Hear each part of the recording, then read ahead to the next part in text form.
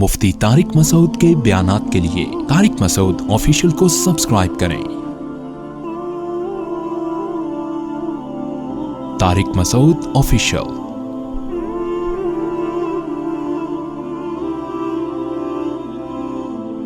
इस उम्मत के उलमा ने कुरान की भी हिफाजत की, जिसकी वजह से आज कुरान असल शक्ल में मौजूद है। इस उम्मत के उलमा ने हदीस की भी हिफाजत की, जिसकी वजह से हदीस आज असल शक्ल में मौजूद है। इस उम्मत ने कुरान और हदीस से इस्लामी कानून निकाल के किताबी शक्ल में महफूज करके उम्मत को दे दिया। वो कानून भी आज अल्हम्दुलिल्लाह हमारे पास महफूज है।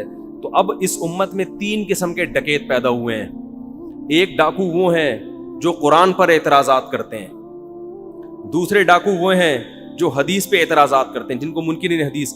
तीसरे उस उम्मत के डाकू वो हैं जो फ़िक़्ह की किताबों पे एतराज़ात करते हैं और कहते हैं ये जो फ़ुक़हा ने कानून की किताबें लिखी हैं ये गलत है, आओ हम आपको बताते हैं असल इस्लामी कानून है क्या। तो ये 3 किस्म के, जिनमें 2 डाकू, तो कुरान पे एतराज़ करना मुश्किल काम है ना, वो तो बेस है। तो ये 2 किस्म के डाकू इस उम्मत में होलसेल के हिसाब से अब पैदा हो रहे हैं। और एक बात खूब अच्छी तरह समझ लें, ये जो आजकल नए नए लोगों के दावे हैं ना कि अब इल्म फैल रहा है, दीन का इल्म क्या हो रहा है, फैल रहा है। फेसबुक खुला हुआ है, अब जो चाहे जिस हदीस पे तहकीक कर सकता है, लिहाजा अब इल्म ज्यादा है, अब हमें पुराने उलमा को फॉलो करने की जरूरत नहीं है। ये दावा खुद कुरान और हदीस के खिलाफ है। समझ में आ रही है बात? क्यों खिलाफ है? सही अहादीस में है, रसूलुल्लाह सल्लल्लाहु अलैहि वसल्लम ने फरमाया कुर्बे क़यामत में इल्म आहिस्ता आहिस्ता उड़ जाएगा। इल्म क्या होगा? कम हो जाएगा। देखो इल्म की 2 किस्में, एक दुनियावी इल्म और एक दीनी इल्म। दीनी इल्म नाम है कुरान और हदीस का, और दुनियावी इल्म नाम है मेडिकल साइंस है, इंजीनियरिंग है, और 10 किस्म के जो उलूम है। तो आपका क्या ख्याल है, कुर्बे क़यामत में दुनियावी इल्म कम हो रहा है क्या? है भाई? दुनिया का जो इल्म है, आप जितना माजी की तरफ जाएं कम होता नजर आएगा, जितना फ्यूचर की तरफ जाएं, बोल लो ना भाई, ज्यादा। जबकि हदीस में क्या आता है, इल्म क्या होगा? आहिस्ता आहिस्ता उठेगा। तो इससे पता चलता है कि कुर्बे क़यामत में इल्म, दीन का इल्म बढ़ेगा नहीं बल्कि कम होगा। जितना माजी की तरफ जाएंगे इल्म में आपको मजबूत और पुख्ता उलमा नजर आएंगे, जितना फ्यूचर की तरफ जाएंगे आपको ऐसे ऐसे लोग नजर आएंगे जो सिरे से आलिम ही नहीं है, मगर दावे इतने बड़े बड़े कि वो उलमा को जनाब ऐसे बना के पेश करेंगे जैसे हमसे बड़ा दुनिया में कोई है ही नहीं। तो ये खुद इन लोगों का जो एक दावा है ना कि अब इल्म इतना फैल गया, फैला नहीं, अब इल्म क्या हो रहा है, कम है, पहले ज्यादा था। तो इसलिए इस हदीस से हमें पता चलता है कि इल्म, दीन के इल्म के मामले में हमने पिछले लोगों को फॉलो करना है और दुनियावी इल्म के मामले में हमने अगलों को फॉलो करना है। बात समझ में आ रही कि नहीं आ रही? मैं एक टेक्निकल किस्म का मसला बताता हूं, उससे ये बात खोपड़ी शरीफ में इंशाअल्लाह बैठेगी। देखो, कान में दवा डालने से रोजा टूटता है या नहीं टूटता, ये एक इख्तलाफी मसला है। पहले जितने फुकहा गुजरे हैं उन सब ने लिखा है कि कान में दवा डालने से रोजा टूट जाता है। समझते हो? नहीं समझते? क्यों लिखा है? उस जमाने के जितने तबीब, डॉक्टर, हकीम थे वो ये कहते थे कि कान में जो चीज डाली जाए वो दिमाग में पहुंचती है। वो कहां पहुंचती है? जैसे मैं आपके कान में एक बात डाल रहा हूं, कहां पहुंच रही है? नहीं पहुंच रही, एक अलग बात है, लेकिन पहुंचना कहां चाहिए उसको? तो कहते थे जैसे मुफ्ती तारिक मसूद जब बयान करते हैं तो कान से निकल के उसको पहुंचना चाहिए दिमाग में, तो ऐसे ही जब कोई ड्रॉप हम कान में डालते हैं तो वो भी कहां पहुंचेंगे? आपकी खोपड़ी शरीफ में। ये पुराने हकीमों की तहकीक थी। इस तहकीक की बेस पर उस वक्त के जितने उलमा थे, फुकहा थे, उन्होंने फतवा दिया कि कान में दवा डालने से रोजा टूट जाता है, क्योंकि रोजा कोई भी ऐसी चीज दिमाग में पहुंचाओ या पेट में, उससे रोजा टूटता है। आज मेडिकल साइंस की रिसर्च क्या हो गई है? चेंज हो गई है। तमाम डॉक्टरों का इस पर इत्तेफाक है कि कान में कोई ऐसा जरिया नहीं है कि कुछ डाला जाए तो आपकी खोपड़ी में वो, बोलो, पहुंचे। अब जब ये तहकीक उलमा के सामने आई तो फिर क्या हुआ? उलमा की 2 राय बन गई। बिनोरी टाउन के उलमा हैं, قابل احترام ہیں اور بہت سارے مدرسوں کے. انہوں نے کہا بھائی وہ پہلے کے فقہا اتنے بڑے عالم تھے, اتنے بڑے فقیہ تھے, ان سب نے لکھا ہے کہ کان میں دوا ڈالیں گے تو روزہ ٹوٹ جائے گا, تو وہ کیسے غلط لکھ سکتے ہیں؟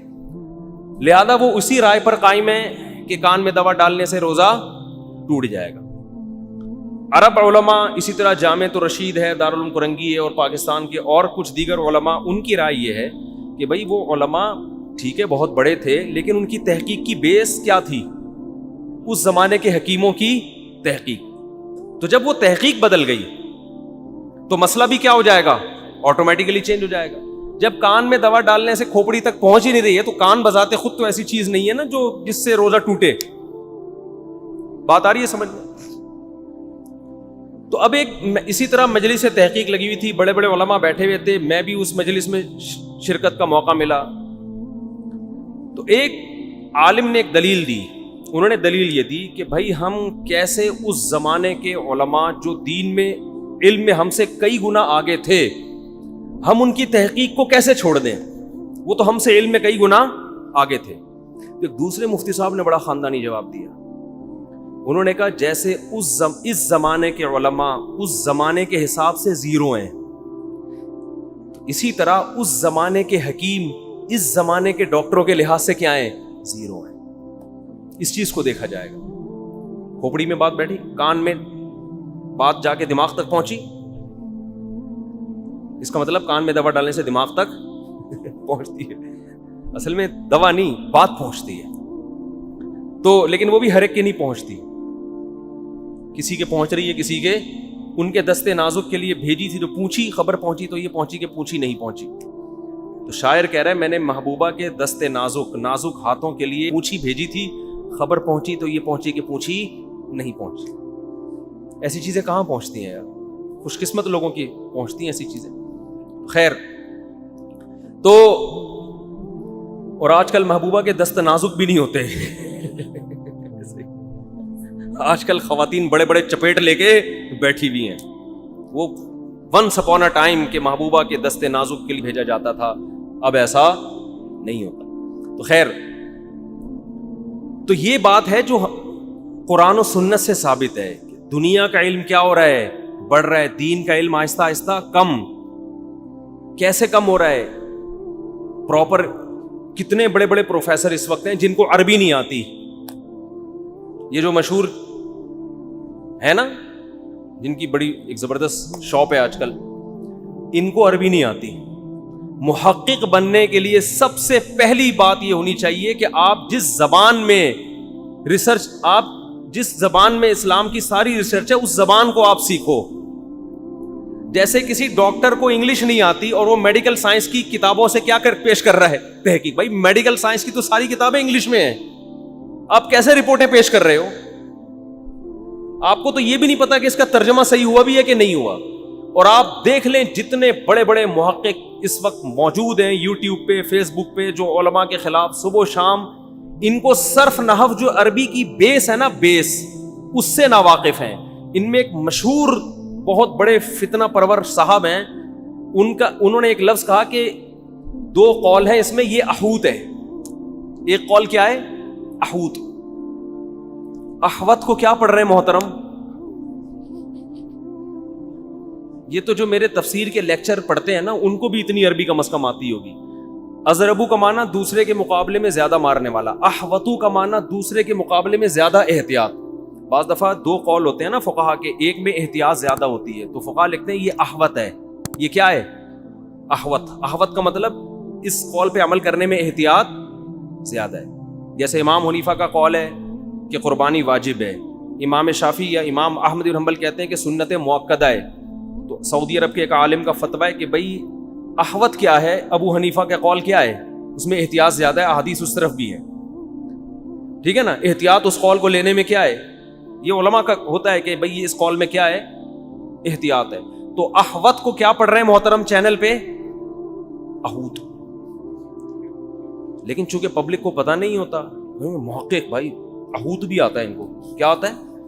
احوت بھی آتا ہے. احوت ایسے بڑے بڑے, میں اگر ہم یہ کام شروع کر دیں نا, ان پروفیسروں کی اس طرح کی غلطیوں کو نکال کے تو ہمارے پاس پھر اس کے علاوہ کوئی اور کام کا ٹائم. اتنی بڑی بڑی غلطیاں ان لوگوں کی, لیکن ہم یہ کام کرتے نہیں ہیں. لیکن ان کو موقع مل جائے تو فوراً سے پہلے کرتے ہیں وہ, حالانکہ وہ زبان کی لڑکھڑاہٹ ہوتی ہے. وہ جان بوجھ کر کوئی صرف پڑھنے والا اہوت نہیں پڑے گا کم از کم احوت کو. یہ میرا بھانجا بیٹھا ہوا ہے ابھی عربی گرامر کے پہلے سال میں جامعۃ الرشید میں, اس کو بھی پتا ہوگا میرا خیال ہے اہوت ہوتا ہے احوت ہوتا ہے, اہوت نہیں ہوتا. تو ایسے اتنی بڑی ایک محترم بڑے مفسر ہیں, وہ قرآن کی آیت کا ترجمہ کر رہے ہیں, وما یؤمن اکثرهم باللہ الا وهم مشرکون. اس کا ترجمہ کر رہے ہیں. پہلے میں بتاؤں اس کا صحیح ترجمہ کیا ہے. قرآن کے الفاظ ہیں وما یؤمن اکثرهم باللہ, ان میں سے اکثر لوگ اللہ پر ایمان نہیں لاتے, الا مگر اس حال میں وہم مشرکون کے وہ شرک کر رہے ہوتے ہیں. یعنی دنیا میں اکثر لوگ جو گاڈ کو مانتے ہیں اس دور میں وہ اکثریت کیا تھی؟ مشرک تھی. جبکہ اللہ کو یہ شرک والا ایمان قبول نہیں ہے. جیسے عیسائی ہیں, ہندو ہیں, سکھ ہیں, بہت سارے مذاہب ایسے ہیں جو اللہ پر گاڈ پر ایمان تو رکھتے ہیں مگر ساتھ ساتھ دوسروں کو شریک بھی کرتے ہیں. یہ پوری امت اجماع ہے کہ اس آیت کا یہی مطلب ہے, اس کے علاوہ کوئی اور مطلب نہیں ہے. اور جس نے ذرا بھی عربی گرامر جانتا ہو نا وہ یہی ترجمہ کرے گا. بہت بڑے مفسر صاحب ترجمہ کیا کر رہے ہیں کہ مسلمانوں میں اکثریت وہ ہے جو اللہ پر ایمان رکھتے ہیں شرک کے ساتھ. یعنی مسلمانوں میں بہت سارے لوگ ایسے ہیں جو اللہ پر ایمان لاتے ہیں مگر ساتھ ساتھ کیا کرتے ہیں. یعنی اس آیت سے مراد کون لے لیا؟ مسلمان, کہ مسلمانوں کی اکثریت شرک کر رہی ہے. تو کیا کہاں کی کہاں لگا دی. ایک بہت بڑے مفسر ہیں, انہوں نے ایک اور, یعنی جو لفظی ترجمہ بھی نہ کر سکے لوگ ان کے سن رہے ہیں کہ یار تحقیق کیا ہے, اٹ از کالڈ تحقیق. تو میں نے ایک میرا شارٹ کلپ آیا نا کہ ماموں بنانا دنیا میں سب سے آسان کام. جو آدمی جس فیلڈ کا نہیں ہوتا نا وہ بہت جلدی ماموں بنتا ہے, بہت جلدی ماموں بنتا ہے. ان لوگوں سے علماء کبھی متاثر نہیں ہوتے کہ وہ تعریف کر رہے ہیں یار زبردست, کیونکہ علماء کے پاس علم ہوتا ہے, ان کو پتا ہوتا ہے یہ ان تلوں میں تیل نہیں ہے, لفاظی ہے. علماء نہیں متاثر ہوتے. اب علماء کے متاثر نہ ہونے سے لوگ سمجھتے ہیں کہ علماء چاہتے ہیں اپنی دکانیں چلیں, دوسروں کی دکانیں نہ کھلیں. یہ مطلب نہیں ہے بھائی. علماء کو پتا ہوتا ہے کہ ان تلوں میں تیل نہیں ہے. ایک بڑے مفسر ہیں, انہوں نے ترجمہ کیا کہ یوم الحج الاکبری, قرآن میں آتا ہے نا حج اکبر کے دن, تو اس کا ترجمہ کیا حج کے بڑے دن, حج کے بڑے دن. حالانکہ حج کا بڑا دن نہیں, اس سے مراد ہے بڑے حج کا دن. حج کے بڑے دن میں اور بڑے حج کے دن میں بڑا فرق ہے. حج کا بڑا دن کا مطلب حج کا تو دن ہوتا ہی بڑا ہے, یہاں یہ مراد نہیں ہے. الحج الاکبر کا مطلب ایک حج اصغر ہوتا ہے اور ایک حج اکبر. حج اصغر عمرے کو کہتے ہیں اور حج اکبر وہ حج کو کہتے ہیں جو 9 ذی الحجہ کو ہوتا ہے. تو قرآن کہہ رہا ہے عمرے کے دن نہیں بلکہ بڑے حج کے دن, چھوٹے حج کے دن نہیں بلکہ بڑے حج کے دن. تو چونکہ موصوف صفت کا نہیں پتا, مضاف مضاف الیہ کا نہیں پتا, اب حج الاکبر, الحج الاکبر میں حج موصوف ہے, الاکبر کیا ہے اس کی صفت ہے, یعنی وہ حج جو کہ بڑا ہے چھوٹا نہیں ہے, یہ مطلب ہوگا. موصوف صفت کے ترجمے میں مضاف مضاف الیہ کی عربی زبان تو ایسی ہے کہ ذرا سے زبر زیر پیش کے فرق سے ترجمے میں زمین آسمان کی تبدیلی ہو جاتی ہے, مگر ان لوگوں کو وہ تبدیلی کا علم نہیں ہوتا, سمجھتے نہیں ہو میرا خیال ہے بات. اب دیکھو میں عربی زبان کی باریکیوں کو آپ کو ذرا بتاتا ہوں. آپ یہ جو دعا پڑھتے ہیں الحمدللہ الذی اطعمنا, تمام تعریفیں اس اللہ کے لیے ہیں, اطعمنا جس نے ہمیں کھلایا. اگر آپ اطعما میں میم کے زبر کو جزم کر دیں تو ترجمہ کیا ہو جائے گا؟ الٹا. الحمدللہ الذی اطعمنا, تمام تعریفیں اس اللہ کے لیے جس کو ہم نے کھلایا. نہیں آ رہی بات میرا خیال ہے. اطعمنا اور اطعمنا میں بولو فرق ہے. جزاک اللہ اور جزاک اللہ میں کیا ہے؟ جزا کا مطلب اللہ بدلہ دے, جزا کا مطلب تجزیہ کرے تمہارا. تجزیہ کسے کہتے ہیں؟ جز در جز بنا دینا کسی چیز کو, ٹکڑے ٹکڑے کر دینا. تجزیہ نہیں ہوتا جزا یجزی تجزیتن. تجزیہ نگار ہوتے ہیں نا, کیا مطلب ہر چیز کو ٹکڑے ٹکڑے کر کے اینالائز کر رہے ہوتے ہیں, ہر چیز کو الگ الگ رکھ کے غور کر رہے ہوتے ہیں. تو جزاک اللہ کا مطلب کیا؟ اللہ تمہارے جز بنا دے بہت سارے. تمہارا ہاتھ وہاں پڑا ہو, لوگ دیکھ رہے ہوں کہ یہ ستار بھائی کا یہ ہاتھ ہے, اینالائز ہو رہا ہے نا, ایک ایک چیز پہ الگ الگ سے کیا ہو رہا ہے, غور ہو رہا ہے. یہ ان کی آنکھیں ہیں, یہ الگ سے رکھی ہوئی ہیں یہاں پہ. تو کتنا فرق ہو گیا جزاک اللہ اور جزاک اللہ میں. تو یہ تو میں نے چھوٹی سی مثالیں دی ہیں عربی گرامر. تو اس اور عربی گرامر جب تک کسی بابے کے پاس بیٹھ کے علم حاصل نہ کریں اس وقت تک عربی کتابوں سے تو سوال ہی پیدا نہیں ہوتا کسی کے باپ کو بھی عربی آ جائے. معذرت کے ساتھ, اب باپ کا لفظ ایشو بنا ہے تو اب بار بار باپ کا لفظ مارکیٹ میں آئے گا کیونکہ ماموں آپ کو پسند نہیں آیا. ٹھیک ہے. عربی میں جو ہے نا, عربی گرامر سیکھنے کے لیے تو پراپر جب تک استاذ نہیں ہوگا, 2 سال اس کی صحبت میں پراپر پریکٹس نہیں ہوگی, عربی گرامر کی الف بے بھی آپ کو نہیں آئے گی. یہ تو بابوں اور استاذ کے بغیر ممکن ہے ہی نہیں. یہ تو کتاب سے علم آ ہی نہیں سکتا. میں نے عربی سیکھنے کے لیے 6 مہینے صرف صرف میں لگائے ہیں اپنے استاذ کے پاس, اور میں اکیلا شاگرد تھا ان استاذ کا. اتنی محنت کی انہوں نے, پھر جا کے مجھے گرامر پر عبور حاصل ہوا. سمجھتے ہو؟ پھر اس کے بعد نحو ہے, پھر ان کتابوں, پھر اس کی پریکٹس ہے کتابوں میں. یعنی صرف گرامر پڑھ کے نہیں آ جاتی, اس کو آگے کتابوں میں پریکٹس بھی کرنی پڑتی ہے. 8 سال تک پھر انہی زبانوں میں کتابیں پڑھنی پڑتی ہیں. پھر جا کے عربی میں اتنی عبور حاصل ہوتا ہے کہ آپ قرآن کی اور حدیث کی عربی اور فقہ کی عربی سمجھنا شروع کرتے ہیں. پھر آپ کو پتا چلتا ہے اس کتاب میں لکھا ہوا کیا ہے.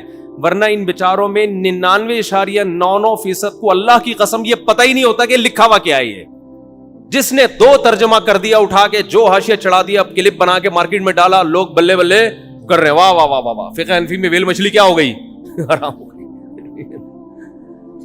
تو یہ چل رہا ہے مارکیٹ میں. تو یہ پتہ نہیں اس امت کا انجام ہونے والا کیا ہے. ہمیں تو یہ ڈر ہے کہ نااہلوں کے ہاتھ میں چند کتابیں آ گئی ہیں, اور وہ ایٹم بم نہیں ہوتا جیسے گرنیڈ اگر کسی فوجی کے ہاتھ میں ہو جو ٹریننگ یافتہ ہو, وہ اس کو صحیح استعمال کرے گا, اس کو پتا ہے پن کہاں نکالنی ہے, اس کو پھاڑنا کہاں ہے میں نے. اور کسی بچے کے ہاتھ میں, نااہل کے ہاتھ میں گرنیڈ آ گیا تو کبھی کسی بزرگ پہ طنز کرے گا, کبھی کسی کی کتاب کا حوالہ نکال کے اس کو کافر قرار دے گا. وہ اس کا سارا دن کام ہی یہی ہوگا, ڈراتا پھرے گا, اور ہر آدمی بھاگے گا بھائی یہ گرنیڈ کہیں میرے اوپر نہ پھٹ جائے. اور لوگ کہیں گے سب اس سے ڈرتے ہیں, یہ کسی سے نہیں ڈرتا. تو وہ مجھے خاتون انگریز کی بات یاد آ گئی. اس نے کہا کہ پادریوں نے کیا کر دیا, بیڑا غرق کر دیا. تو اس امت کے علماء نے دین کا بیڑا غرق نہیں کیا, بلکہ اس امت کے علماء نے دین کو کیا کیا ہے, بچا. ادھر مردان سے ہمارے ایک دوست آئے ہوئے ملنے کے لیے. مردان پشاور میں کوئی فرق, ایک ہی اسٹیشن ہے نا, قریب قریبی ہیں. میرے جب پشاور میں بیان ہوا نا, تو ایک بات میں نے پشاور والوں کو کہنی تھی, وقت کی کمی کی باعث میں نہیں کہہ پایا.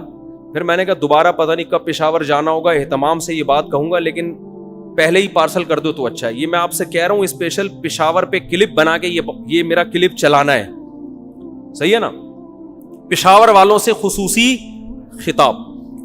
پشاور میں فقہ حنفی کے خلاف, مردان میں, پشاور میں, ان تمام علاقوں میں بہت کام ہو رہا ہے. لوگ آئیں گے آپ کو حدیثیں دکھائیں گے, یہ دیکھو امام حنیفہ یہ کہتے ہیں اور حدیث میں یہ. ان کے جوابات تو ہم دیتے رہتے ہیں کہ کوئی بھی آپ کو حدیث امام حنیفہ کے خلاف لے کر آؤ, ہم سے مطلب پوچھو. میں نے تو یہاں اجازت دی بھی ہے, پرچہ لاؤ, پرچوں پہ لکھو, میں بتاؤں گا جواب اس کا. اور ہمارے یہاں پہلے سے سلیکٹڈ پرچے بھی نہیں ہوتے کہ جو میں کہوں گا وہی لکھنا ہے, اس کے علاوہ کچھ پوچھا چھوڑوں گا نہیں میں تمہیں, ٹھیک ہے نا. ٹھیک, ایسا بھی نہیں ہوتا. اور ہمارے یہاں یہ بھی نہیں ہے کہ مخصوص لوگوں کو کمرے کے اندر آنے کی اجازت ہو. مسجد کے 2 دروازے ادھر سے کھلے ہوئے ہیں, گارڈ بس یہ چیک کرے گا بم تو نہیں لے کے آ رہا, بم نہیں ہے آ جاؤ بھائی. سمجھتے ہو؟ ہاں, ایسا سوال جس سے فرقواریت پھیلتی ہے وہ میں اسکپ کر دیتا ہوں. وہ اس لیے نہیں کہ جواب مجھے نہیں آتا, بلکہ ہر بات اگر بیان کر دی جائے تو اصلاح کے بجائے کیا ہوتا ہے, اس سے فساد پھیلتا ہے. کسی کے اندر کوئی خرابی ہے, الگ سے چھاؤں میں لے جا کے اس کو سمجھایا جائے, اس کا نام لے کے ساری دنیا کے سامنے اس طرح آپ رسوا کر دیں تو اس سے بجائے فائدہ ہونے کے الٹا کیا ہو جاتا ہے. تو ایسے سوال میں اسکپ کرتا ہوں. یا میرے پرسنل لائف کے بارے میں لوگ پوچھ رہے ہوتے ہیں بعض دفعہ, وہ ہر بات بتانے کی نہیں ہوتی. تو ورنہ میں نے تو اوپن اجازت دی ہے بھائی. اور ہم نے تو اتنا بڑا ظرف رکھا ہوا ہے یار, ہمیں جواب نہیں آئے گا تو بول دیں گے ابھی مجھے معلوم نہیں ہے اس کا جواب. تو اس میں کون سا مسئلہ ہے بھائی, جو جواب نہیں آیا آدمی بول دے مجھے نہیں پتا یار, تحقیق کر کے بتا دیں گے بعد میں.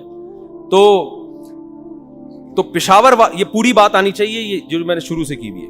تو پشاور والوں سے میں ایک بات کہتا ہوں, دیکھو پشاور میں جب اسلام آیا ہے نا, فقہ حنفی کی شکل میں ہی آیا ہے. 1200 سال سے پشاور میں اسلام آیا ہوا ہے. تو جو 1200 سال پہلے آیا تھا نا, وہی اسلام آج تک چل رہا ہے. اس کے علاوہ کچھ اور اگر ہوگا تو وہ نیا فرقہ ہوگا, وہ والا نہیں ہے جو اس وقت آیا.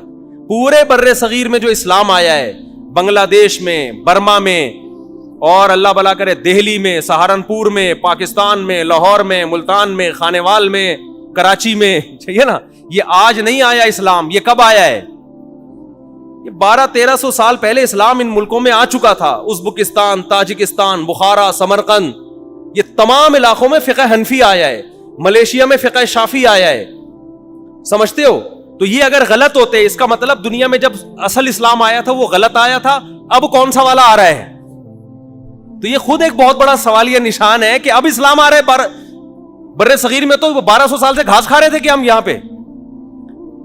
جتنے بڑے بڑے کمانڈر بر صغیر میں گزرے ہیں، جو ہندوؤں سے لڑے ہیں، جو سکھوں سے لڑے ہیں، جو غیر مسلموں سے لڑے ہیں، سارے حنفی ہیں. کوئی ایک بھی حنفیوں کے علاوہ نہیں دکھا سکتے آپ تاریخ میں.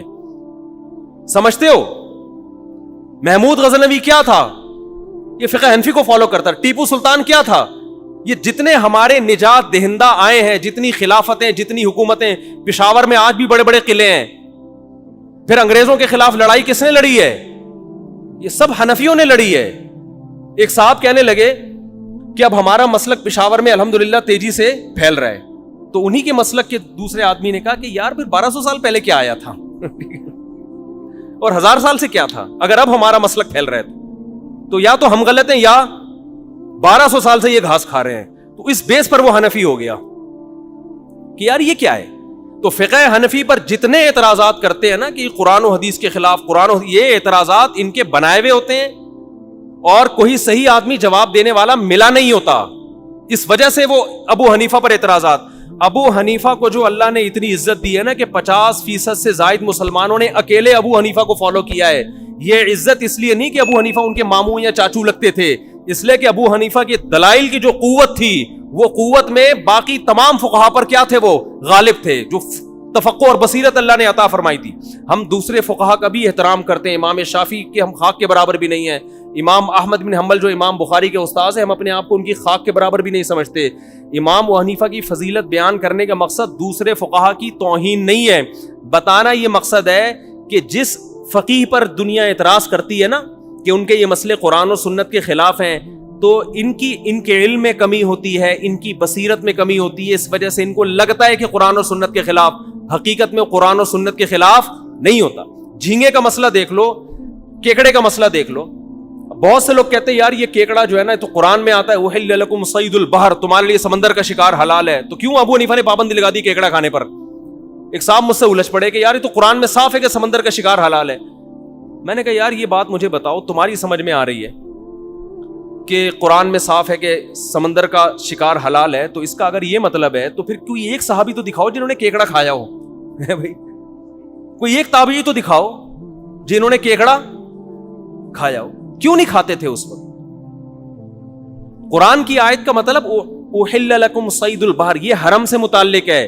اس سے پہلے والی آیتوں میں ہے کہ حالت احرام میں خشکی کا شکار حرام ہے. اس سے پتہ چلتا ہے اس سے مراد کیا ہے کہ حالت احرام میں سمندری شکار پر پابندی نہیں ہے. اس میں یہ نہیں بتایا جا رہا ہے سمندر کی کون سی مخلوق حلال ہے تو کون سی حرام ہے.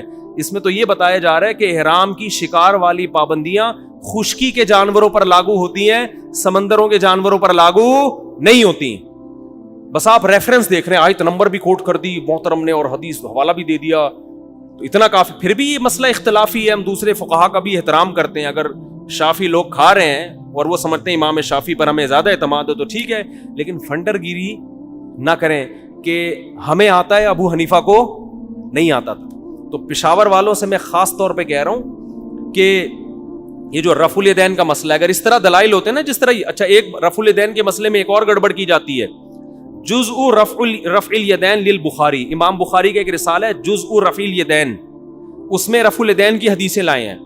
لوگ اس کو بھی صحیح بخاری سمجھتے ہیں، حالانکہ وہ صحیح بخاری نہیں ہے، وہ صحیح بخاری کے علاوہ الگ رسالہ ہے. لیکن عوام کہتی اتنی حدیثیں امام بخاری نے روایت کی ہیں، جس سے یہ وہم ہوتا ہے کہ یہ ساری کہاں ہیں؟ صحیح بخاری میں، حالانکہ وہ صحیح بخاری میں نہیں ہے. بس امام بخاری کا نام آ گیا، آپ نے امام بخاری کی حدیث کو کیا سمجھنا شروع کر دیا؟ لکھا ہوتا ہے نا رواہ البخاری، تو الادب المفرد بھی امام بخاری کا رسالہ ہے، اس میں تو ضعیف حدیثیں بھی ہیں لیکن وہ بھی کیا ہے؟ رواہ البخاری. بس پبلک دیکھ رہی ہے رواہ البخاری. یہ تو علم کی حالت ہے.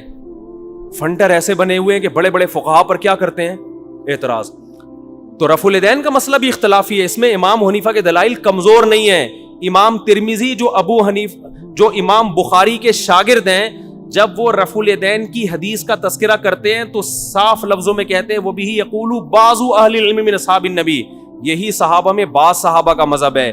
لیکن جب رفع الیدین نہ کرنے کی حدیث لاتے ہیں تو لکھتے ہیں وہ بھی یقول غیر واحد من اہل العلم من اصحاب النبی، یہی بہت سارے اہل علم صحابہ کا مذہب ہے. رفع الیدین کرنے کے بارے میں کیا کہا؟ بعض صحابہ کا. نہ کرنے کے بارے میں کیا کہا؟ بہت سارے اہل علم صحابہ کا مذہب ہے. یہ تو پشاور والو، جو مذہب اسلام تمہیں ملا ہے نا وہ غلط بولو نہیں ہے. اور جتنے آپ کو دوسرے مسلک کے لوگ نظر آئیں گے پاکستان میں فقہ حنفی کے علاوہ، ہاں شافی ملیں گے، وہ صدیوں سے شافی ہیں، لیکن حنفی اور شافی کے علاوہ جو آپ کو ملیں گے نا بر صغیر میں 2-3 پشتوں کے بعد جا کے وہ بھی حنفی ہوں گے. ان میں کسی کے باپ یا تو حنفی ہے، کسی کا دادا یا پردادا. پردادا سے اوپر ایک اور ابا چلے جاؤ، اس سے اوپر آ کے کوئی بھی آپ کو دوسرے مسلک کا نہیں ملے گا.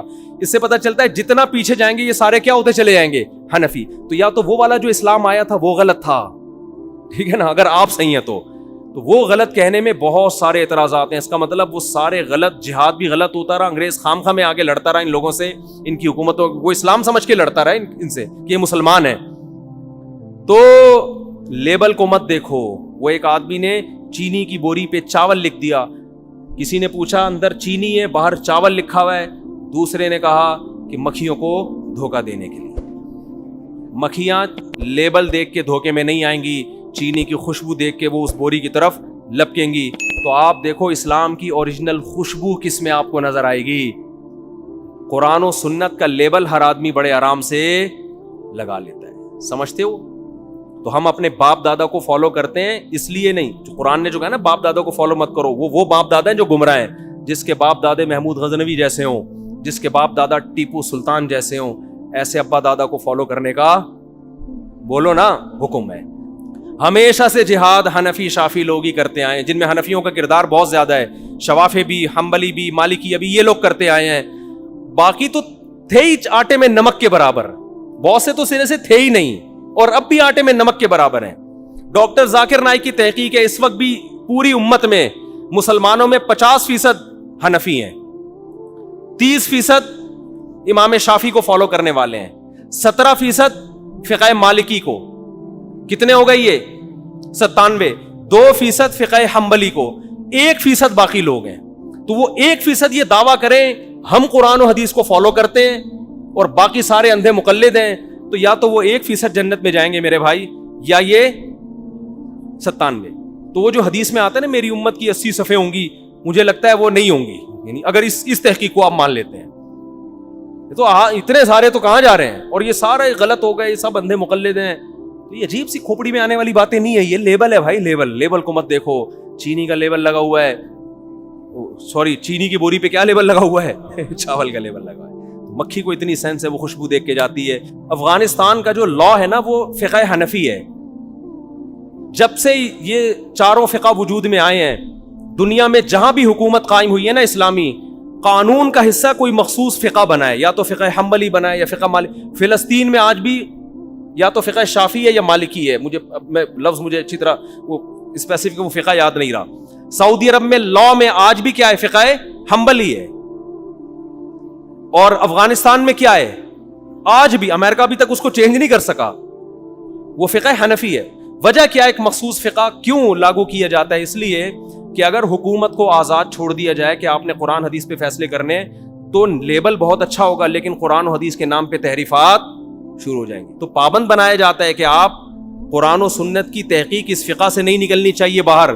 جیسے سعودی عرب میں اگر جج کو کھلی چھوٹ دے دیں کہ آپ خود تحقیق کرو، تو کیا پتا وہ کل کیا مارکیٹ میں لے آئے، غامدی صاحب جیسا کوئی آ جائے اور وہ عورت کی عدت ہی کو کیا کر دے، ختم.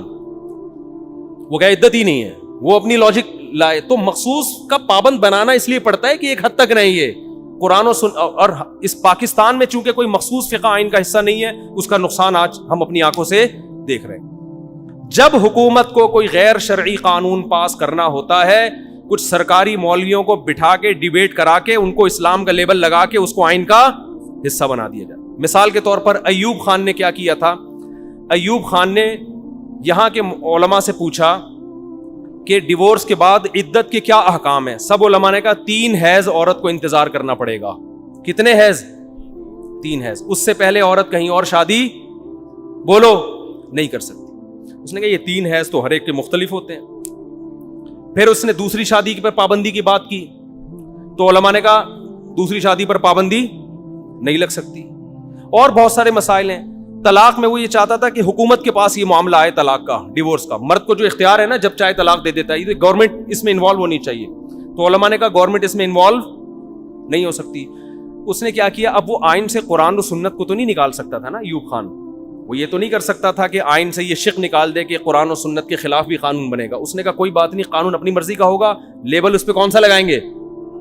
تو مارکیٹ میں ہر طرح کے مولوی مل جاتے ہیں. اس نے مصر سے ایک ماڈرن قسم کے مولانا کو بلوایا, ماڈرن جو اپڈیٹ قسم کے 3 پیس سوٹ ٹائی میں بڑے زمانے کے حساب سے چلنے والے, جو بالکل غامدی ٹائپ کے آدمی تھے. انہوں نے کہا ایکچولی یہ جو 3 حیض ہے نا اصل میں یہ 90 دن ہے. کتنا ہے؟ تو عدت 3 حیض نہیں بلکہ کتنے ہیں؟ 90 دن. 3 مہینے 90 دن کے ہوتے ہیں. تو وہ اجتہاد کر کے یہ گنجائش ہے, چلو بھائی 90 دن ہو گئی. اس نے کہا کہ طلاق کے بعد اسلام نے یہ بھی کہا ہے کہ رجوع بھی کر سکتے ہو. تو اور پھر قرآن نے یہ بھی کہا ہے کہ میاں بیوی میں جھگڑا ہو جائے تو ایک ثالثی بھی ہونا چاہیے. تو یونین کونسل وہ کیا کرے گی؟ ثالثی کا کردار. قرآن نے تو صرف اتنا کہا تھا کہ وہ ثالثی کر کے دونوں میں جوڑ پیدا کرے گی. جوڑ اگر دونوں چاہیں گے تو جوڑ ہو جائے گا. انہوں نے اس یونین کونسل کو طلاق کے اختیار بھی دے دیے کہ مرد جب طلاق دے گا تو یونین کونسل سے رجسٹر ہونا ضروری ہے, چاہے جتنی مرضی دے دے. سمجھتے ہو؟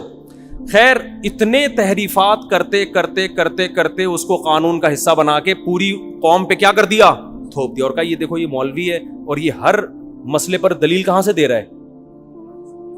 قرآن سے. اس وقت علماء نے, جس میں خاص طور پر مفتی ولی حسن ٹونکی رحمۃ اللہ علیہ نے بہت کتابیں لکھی کہ یہ بالکل قرآن و سنت کے خلاف ہے, لیکن کسی نے ان کی نہیں سنی. گورنمنٹ نے نہیں سنی. اس نے کہا آپ کی مرضی کا قرآن نہیں مانتے, ہم وہ مانیں گے جو ہماری سمجھ میں آئے گا. تھوپ دیا ہمارے اوپر. سمجھتے ہو؟ سود کے بارے میں بھی ایسے ہی. اور یہ جو عدالتی خلا چل رہا ہے یہ کسی کے نزدیک بھی شریعت میں معتبر نہیں ہے, لیکن خلا کا لفظ بھی قرآن سے لیا, آیتوں میں تحریف بھی کی. جنرل مشرف نے قرآن و سنت کا لیبل لگا کر اس کو پوری امت پہ کیا کر دیا؟ تھوپ دیا. اگر کسی مخصوص فقہ کے پابند ہوتے تو یہ حرکت بولو نہ ہوتی, کیونکہ یہ چاروں فقہ میں قرآن و سنت کی تشریح ہو چکی ہے. تو پھر عدالت پابند ہوتی, بھائی آپ کو اس تشریح سے ہٹنے کی اجازت نہیں. جیسے سعودی عرب کی عدالت پابند ہے. آپ کو پتا ہے سعودی عرب میں نجی محفل میں تو مفتی فتویٰ دے دیتے ہیں 3 طلاق ایک ہوتی ہے. سعودی عرب کی عدالت یہ فتویٰ نہیں دے سکتی. سعودی عرب کی عدالت میں کوئی جائے گا نا کیس لے کے 3 طلاق 3, عدالت سے جو حکم صادر ہوگا وہ کیا ہوگا؟ 3. کیونکہ عدالت کس کی پابند ہے؟ فقہ حنبلی کی. تو تحریفات ہوتی چلی جا رہی ہیں. تو اس بیس پر تو میں پشاور والوں سے خاص طور پہ کہتا ہوں کہ اپنے اس مسلک کی حفاظت کرو جو تمہیں وراثت میں ملا ہے. اور یہ باپ دادا کی اندھی تقلید نہیں ہے, کیونکہ قرآن نے جن باپ دادوں کی تقلید سے منع کیا وہ گمراہ باپ دادے تھے جو خود مشرک, خود گمراہی پہ تھے. ہم جن باپ دادوں کی بات کر رہے ہیں یہ وہ ہیں جو انگریزوں سے لڑتے آئے ہیں, جنہوں نے بر صغیر میں اسلام کی حفاظت کی, جنہوں نے عقیدہ توحید کی حفاظت کی, جنہوں نے بدعات کا خاتمہ کیا. ہم ان باپ دادوں کی بات کر رہے ہو.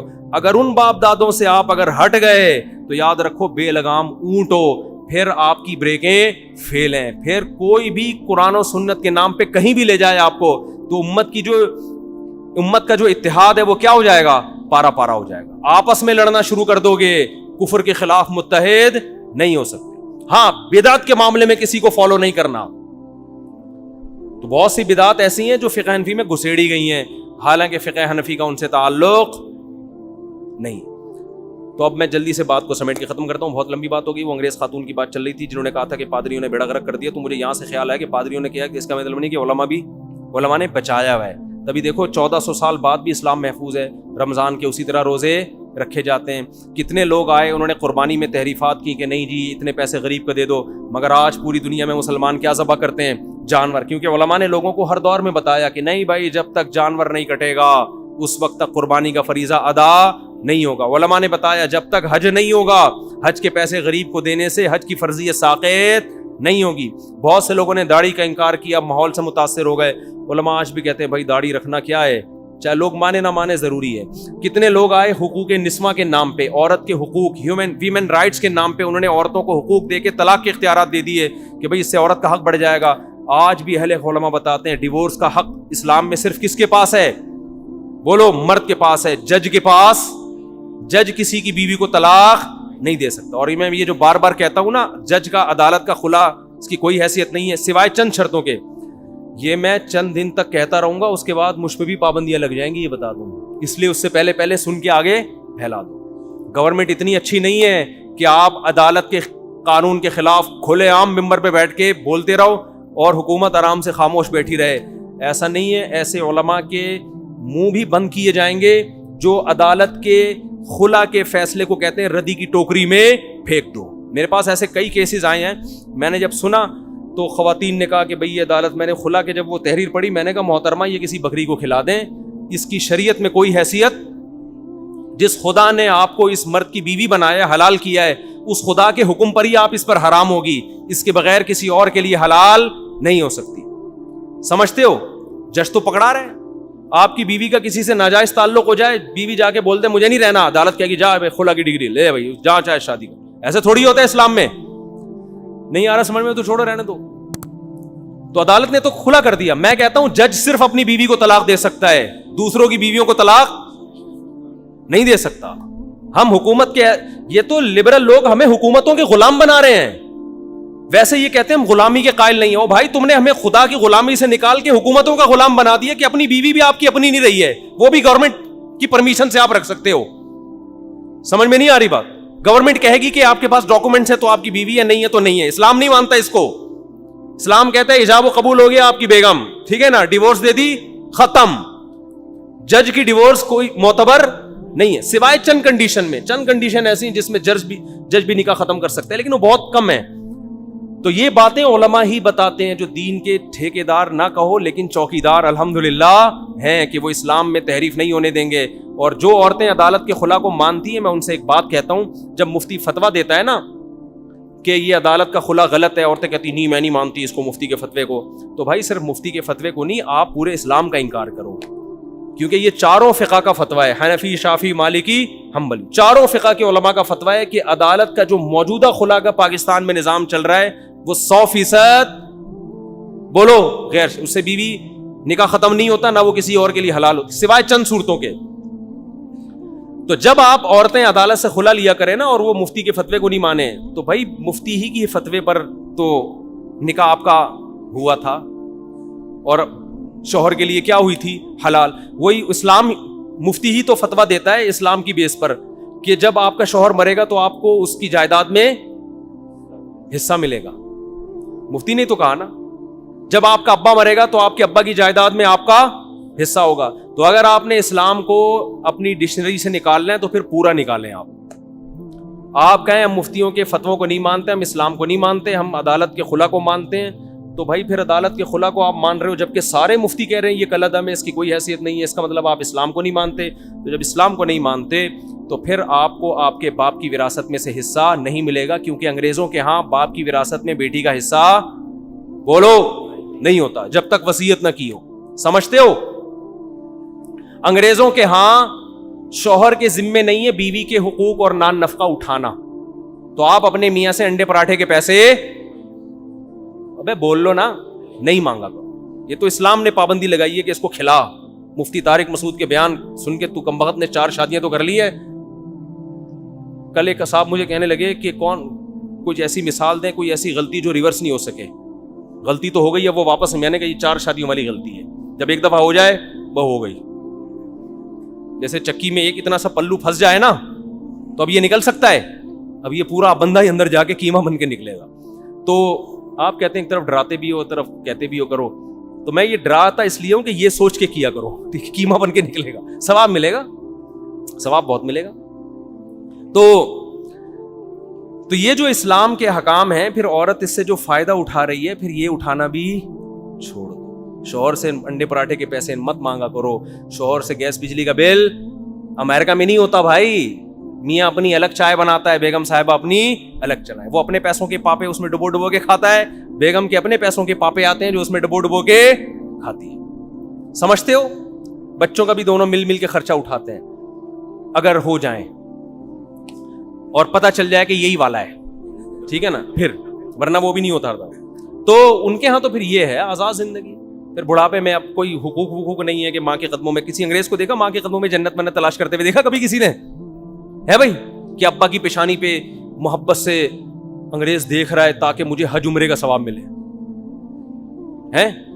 اور dad what are you doing here, وہ اس طرح کہے گا ڈیڈ تم یہ کیا کر رہے ہو یار, تمہیں تو اوڑ ہاؤس میں ہونا چاہیے تھا ڈیڈ, شرم نہیں آتی؟ اپنے دادا کو تم نے وہاں بھیجا ہوا تھا. تو ڈیڈ یہ اس طرح کر کے اگر وہ ڈیڈ پتہ چل جائے کہ یہ ڈیڈ ہے, ورنہ کنفیوژن بھی ہوتی ہے کہ dad are you my dad really. تو یہ کلچر ہے اگر اسلام کو چھوڑتے ہو تو. اس لیے خواتین جو بار بار میرے بیان پہ غصہ ہوتی ہیں نا کہ میں جب کہتا ہوں عدالت کا خلے سے نکاح ختم نہیں ہوگا, جج کو اپنی بیوی کو طلاق دے سکتا ہے, دوسروں کی بیویوں کو طلاق نہیں دے سکتا. تو یہ باتیں عورتیں غصہ ہوتی ہیں کہ ہمارے حقوق پہ ڈاکے ڈال رہا ہے, ہمیں باؤنڈ بنا دیا میاں کا. تو بھائی پھر آپ کو اگر آزادی چاہیے تو پھر ہر قسم کی آزادی.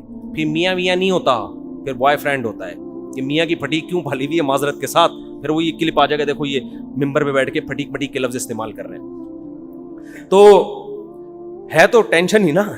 ٹینشن کی جب سپرلیٹو ڈگری پھٹیک ہے, ٹینشن تو بہت ہلکا لفظ ہے, صحیح ہے نا. تو یہ میاں کی ٹینشن کیوں پالی ہوئی ہے, یہ بچوں کو میاں کیوں لے کے جا رہا ہے. میاں بولے بھائی بس تو نے پیدا کی ہے, سنگل مدر کا بھی تو ایک سسٹم ہے نا گوروں کے ہاں. تو یہ سارے جو تمہارے ساس کا, تمہاری اماں کا احترام کر رہا ہے, تمہارے ابا کا احترام کر رہا ہے, تو ایسا اسلام نہیں سکھایا یہ سب چیزیں, ورنہ یہ چیزیں نہیں ہوتی. تو جب اسلام نے آپ کو اتنے سارے حقوق دیے ہیں تو اس مکھنچو کو بھی کچھ حقوق دیے ہیں جو پھلترو کی سرات کی طرح آپ کے ساتھ چپک گیا ہے, جو صبح شام انڈے پراٹھے لا کے کھلا رہا ہے, آپ کے بچوں کو پال رہا ہے, آپ کا علاج کا خرچہ اٹھا رہا ہے, آپ کو مکان لے کے دے رہا ہے, گیس بجلی کا بل لے کے دے رہا ہے آپ کو, وہ سارے اٹھا رہا ہے. تو اللہ نے اس کو یہ حق دیا ہے کہ تو چھوڑے گا تو یہ چھوٹے گی ورنہ نہیں چھوٹے گی. یہ اس پہ ذمہ داریاں بھی تو, اور اس میں آپ کا فائدہ بھی ہے نہ. عورتیں تو ایسی ہوتی ہیں ادھر سے طلاق لی ادھر لی, ایسی بہت ساری عورتیں, وہ پھر وہ والا پرانا والا یاد آ رہا ہے. اتنے کیسز میرے پاس ہو چکے ہیں, خلا لینے کے بعد کہہ رہی نہیں پرانا والا ہی زیادہ اچھا تھا, پرانا والا کہہ رہا ہے جاؤ دفعہ یہاں سے, میں نہیں رکھوں گا. تو وہ تو قوت فیصلہ نہیں ہے. تو اللہ کا شکر ہے اس امت میں علماء ہیں جنہوں نے اسلام میں تحریفات سے روکا ہوا ہے. تو قرآن کی آیت آج میں ختم کر کے تاکہ اگلے ہفتے اگلے سورت پہ چلیں. تو قرآن کہہ رہے ہے جب دلائل کی دنیا میں یہ ہار گئے, لا یزلقونک بابصارہم, تو اے نبی یہ اپنی نگاہوں سے آپ کو گرانا چاہیں گے. کیا مطلب؟ آپ کی شخصیت کو مجروح کریں گے. تو آج بھی جب علماء سے لوگ دلائل کی دنیا میں ہارتے ہیں تو پھر مولویوں کا مذاق اڑانا شروع کرتے ہیں کہ یہ مولوی ایسے ہوتے ہیں, یہ مولوی ایسے ہوتے ہیں, یہ یوں ہوتے ہیں, یہ یوں ہوتے ہیں, تاکہ ان کی شخصیت علماء کا وقار لوگوں کی نظر میں گرے اور لوگ علماء سے عظمت, عقیدت اور محبت کے بجائے ان سے نفرت کرنا شروع کر دیں. تو یہ آخری حربہ ہوتا ہے جو مشرکین مکہ کا تھا.